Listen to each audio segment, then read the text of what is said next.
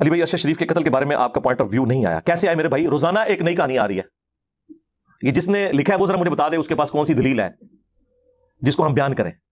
یعنی دو پارٹیاں کھڑی ہوئی اس ٹاپک کے اوپر، یا تو کوئی اسٹیبلش ہو کے تحقیقات ہمارے سامنے آ جائیں ایسی کہ جس کے اوپر لوگ متفق ہیں، پھر تو ہم کو رائے قائم کریں۔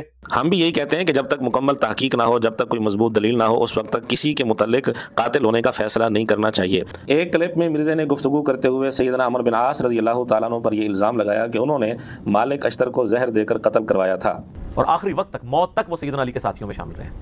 سیدنا علی سے پہلے وہ شہید ہوئے ہیں، ان کو عمرو بن عاص رضی اللہ تعالیٰ عنہ نے زہر دے کے قتل کروایا تھا، کیونکہ محمد بن ابی بکر سے مصر کی جو حکومت ہے سنبھالی نہیں جا رہی تھی، تو سیدنا علی نے کہا کہ تم واپس آ جاؤ، میں مالک اشتر کو بھیج رہا ہوں۔ آخر مرزا نے یہ دوہرا معیار کیوں اپنایا ہوا ہے؟ الگ الگ پیمانے کیوں رکھے ہوئے ہیں؟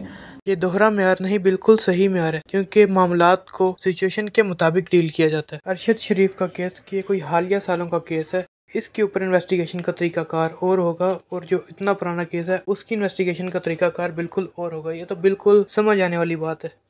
سوال یہ ہے کہ کیا مرزا نے اس پر تحقیق مکمل کر لی تھی؟ ظاہری سی بات ہے، آج کے ٹائم میں قدیم واقعات پر اپڈیٹس تو آتے نہیں، تو جو کچھ کتابوں میں درج کر دیا گیا ہے اب اسی بنا پر بات ہوگی، اب اسی کو ہی دیکھا جائے گا۔ کیا مرزے کو اس پر مضبوط دلائل مل گئے تھے کہ مالک اشتر کو عمرو بن عاص رضی اللہ تعالیٰ عنہ نے زہر دے کر قتل کروایا؟